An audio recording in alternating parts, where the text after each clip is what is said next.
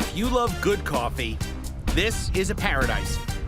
Home to some of the most prized coffee beans grown in the Western Hemisphere. It's the highland region around Matagalpa. German immigrants here were among the first to try raising coffee. Today, coffee beans are Nicaragua's #1 export. And it's not just any old coffee that's harvested, dried, and roasted here. This is the gourmet stuff. The high-end coffee that coffee lovers in the United States are willing to pay top dollar to drink. And here's what makes the difference between ordinary beans and top-of-the-line brew. This is the local cupping lab, where they make sure your coffee tastes good enough to justify the higher price that varietal shade-grown beans will bring.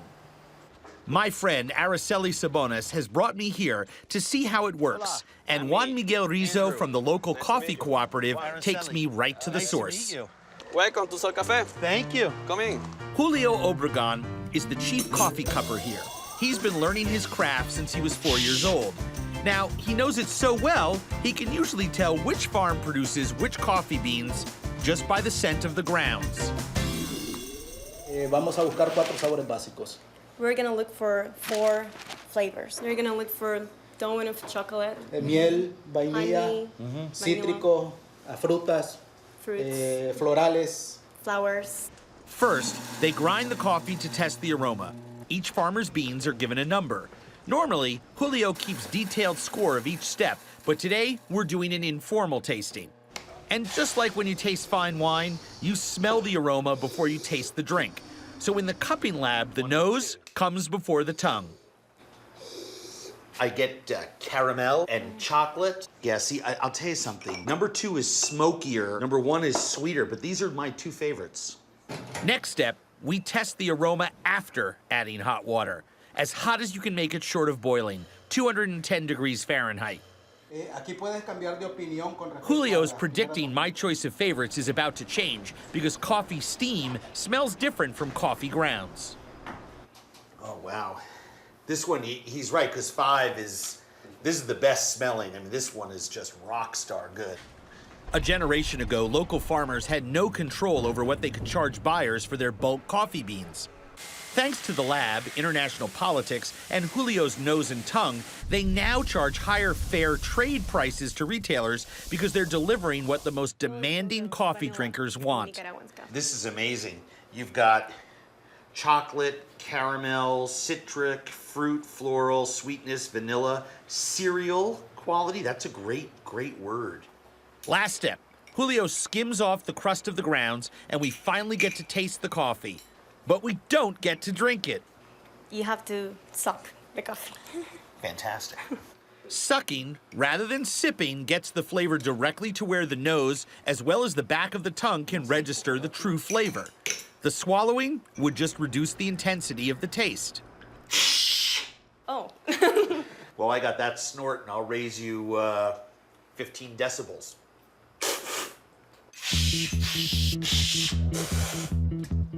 Woodsy. Ooh, bright and citrusy. Chocolatey. A little sweet, bright and brilliant too. Cuerpo y acidez. The best part is the spitting.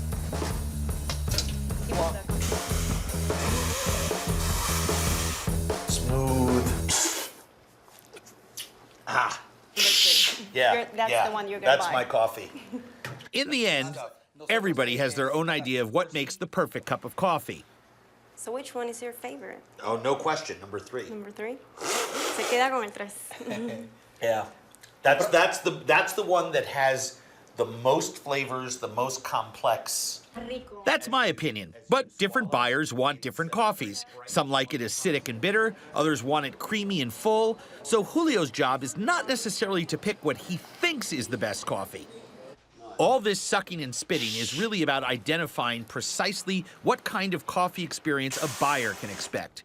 Thanks in part to Julio and the lab, coffee beans that once sold for about $85 per 100 pounds are selling for more like $135. A small family farm can grow maybe 400 pounds in a season, but in a country where the average per capita income is about $400 per year, an extra $200 can mean the difference between just getting by or getting ahead. That was awesome. Thank you. Muchas gracias. This is good. And I'm not even too jittery. That's not bad.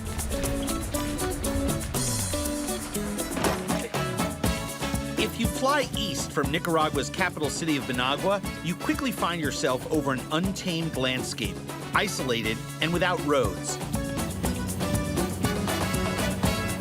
This is part of the infamous Mosquito Coast, the low, wet jungle plains that were a legendary home to pirates and escaped slaves. Its largest town is Bluefields, a place where people have evolved a culture all their own, more Caribbean than Nicaraguan. Welcome to the Mosquito Coast, a 400-mile-long section of Nicaraguan shoreline that's virtually inaccessible except by boat or airplane. It's dominated by small towns like this one, little bays and inlets, a river system, and quite frankly, if you're looking for high adventure, this is the place that you've just got to get to. The people of Bluefields are resilient and culturally distinct. Most of them are descendants of the native Mosquito Indians, or Creole descendants of escaped slaves. It makes Bluefields a vibrant melting pot. I'm exploring a little local Indian culture before I sample the Creole food.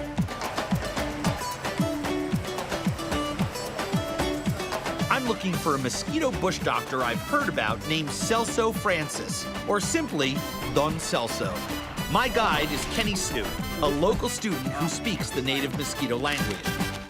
So now what's the deal? We just get online and wait to see the doctor? Everyone is here waiting, so we just get in line and probably meet some people. Judging by the line, Don Celso is a respected and trusted practitioner in this region.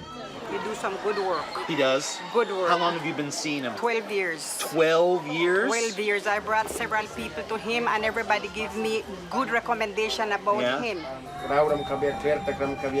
it works. Don Celso is a spiritual herbalist, using rituals and potions handed down from his Mosquito Indian ancestors.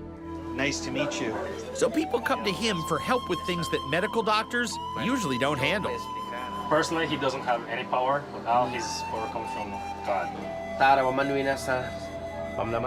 He's working against evil. In my case, the only evil I could use help with is easing the stress of keeping up with my fast-paced job. And Don Celso has just the cure for me. They use this mostly to cleanse you from evil spirit. If your problem comes from stress, he's gonna cleanse you with this. I can recognize garlic and ginseng, but the other herbs in this bottle are a trade secret. Don Celso is praying in the Mosquito Indian language. This is one of the few remaining places where it still exists. Now comes the mix of mystery herbs. Woo! That's some potent stuff. He's gonna pray now. Oh, Dios mío, estés enfermo que estás aquí delante de ti. I'll tell you, when a man believes this ardently in what he's doing, you can really feel something powerful in his touch. Amen. Amen. My session ends with a good luck talisman and his cell phone number in case I ever need a long-distance healing session.